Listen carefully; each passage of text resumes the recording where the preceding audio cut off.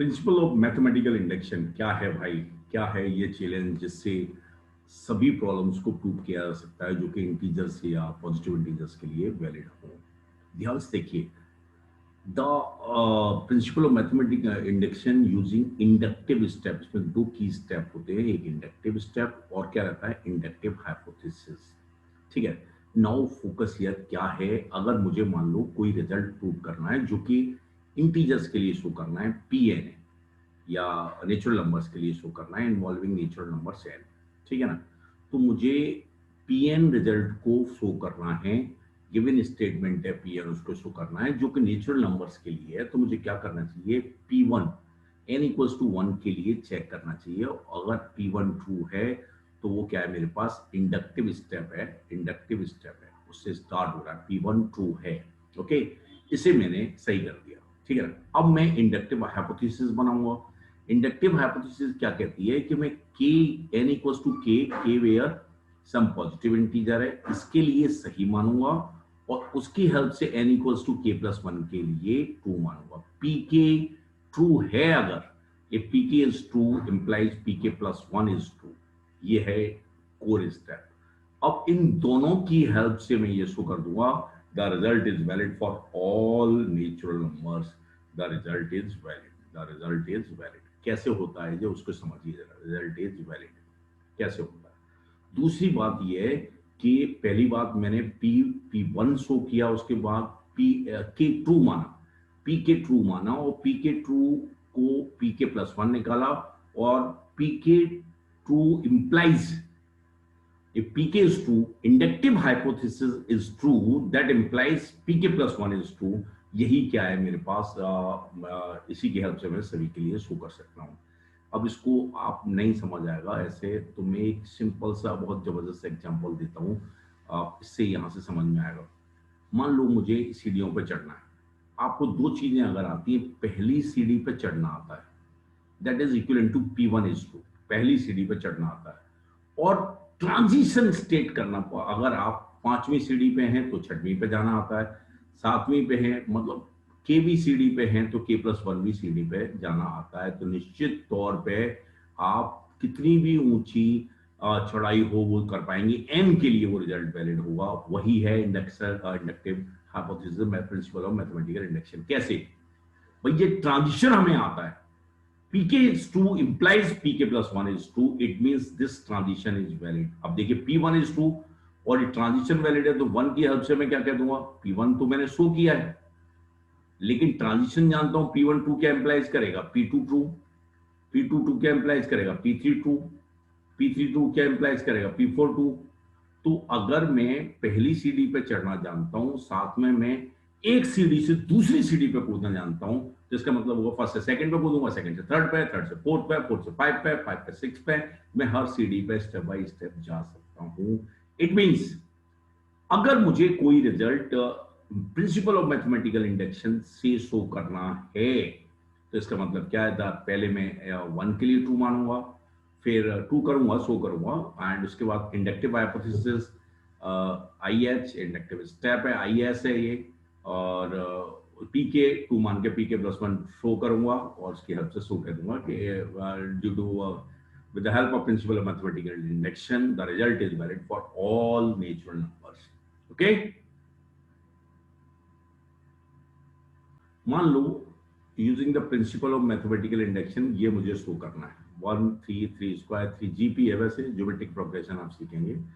तो ये रिजल्ट है पी एन के लिए शो करना है, एन नेचुरल नंबर्स के लिए। तो P1 ट्रू, P1 में चेक करूं, P1 में यहाँ पे 3 की पावर 0 से P1 अगर मैं देखूंगा तो लेफ्ट हैंड साइड कितना आ रहा है, लेफ्ट हैंड साइड आएगा मेरे पास 3 की पावर 0, दैट इज 1। ठीक है, ध्यान से देखना, समझना अच्छे से, P1 ये आएगा। और लेफ्ट राइट हैंड साइड कितना आएगा, राइट हैंड साइड मेरे पास आएगा, राइट हैंड साइड कितना आएगा, 3 की पावर 1 माइनस 1/2, दैट इज 1। तो मैं क्या कहूंगा, P1 इज वैलिड, इंडक्टिव जो स्टेप है that is valid, P1 is valid. ठीक है ना, P1 is valid, inductive step is valid. Okay, अब मैं क्या करूंगा, पी के ट्रू मानूंगा, पी के ट्रू मानूंगा। और इसकी हेल्प से pk+1 को शो करूंगा। अगर pk ट्रू होके इसकी हेल्प से यहाँ पे आ गए तो मेरा पर रिजल्ट वैलिड हो जाएगा। pk ट्रू होने का मतलब क्या है, ध्यान से समझिए। pk ट्रू होने का मतलब क्या है कि 1 प्लस, ये इंडक्टिव हाइपोथेसिस है, आई एच है, और ये इंडक्टिव स्टेप है आई, इंडक्टिव स्टेप आई एस है, ये इंडक्टिव हाइपोथेसिस है। ओके, पी के ट्रू माना तो इसका मतलब क्या है, 1+3, रिजल्ट के लिए ट्रू है, 3 की पावर k-1, ये किसके बराबर है मेरे पास, 3 की पावर k-1/2। ओके, पी के प्लस 1 का मतलब क्या होगा, 1+3 प्लस डॉट डॉट डॉट 3 की पावर k-1 प्लस 3 की पावर k इक्वल्स टू 3 की पावर k+1 - 1/2, ये शो करना है, ठीक है ना। तो अब मैंने क्या किया, अच्छे से देखिए, मैंने क्या किया, दोनों तरफ, यहां से आगे जा रहा हूं मैं, तो यहां से मैंने क्या किया कि दोनों ढंग से शो करना चाहिए, दोनों तरफ क्या किया, दोनों तरफ मैंने 3 की पावर k को ऐड कर दिया, 3 की पावर k ऐड किया प्लस 3 की पावर k, तो ये तो मेरे पास ये वाली साइड आ गई, और ये क्या आएगा, एलसीएम लिया 2 आएगा, और ये 3 की पावर k आएगा, और -1 आएगा, और प्लस 3 की पावर k आएगा, इंटू 2 आएगा। तो यहाँ से 3 की पावर k कॉमन लेंगे तो ये कितना आ जाएगा, अच्छे से देखिए, 3 इंटू 3 की पावर k -1/2 आ जाएगा, तो ये आ जाएगा 3 की पावर k+1 -1/2। तो जो कि क्या आ गया, pk+1 आ गया, जो कि क्या आ गया, pk+1 आ गया। तो इंडक्शन मतलब इस रिजल्ट को ट्रू मान के, इसका मतलब ये हुआ pk ट्रू है, this implies pk+1 is also true.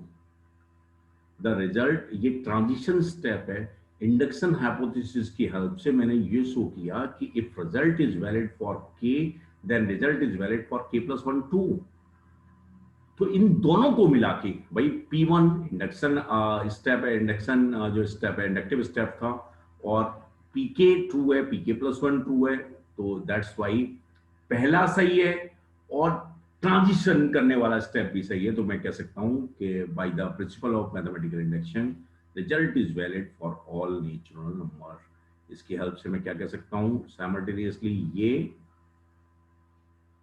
और ये P1, ये दोनों मिलके क्या इंप्लाइज करेंगे, result is valid, result is valid, ये लिखना पड़ेगा, for all natural number, for an element of natural number. Okay, तो ये तरीका आया, यहां पर मैंने आपको पूरी तरीके से P1 induction hypothesis, inductive step, inductive hypothesis, and कैसे शो होता है, क्यों शो होता है, पूरी बात मैंने आपको बताई है। मुझे लगता है ये समझ में आ गया होगा, अच्छे से देखिए, और इस पर कोई भी दिक्कत नहीं है।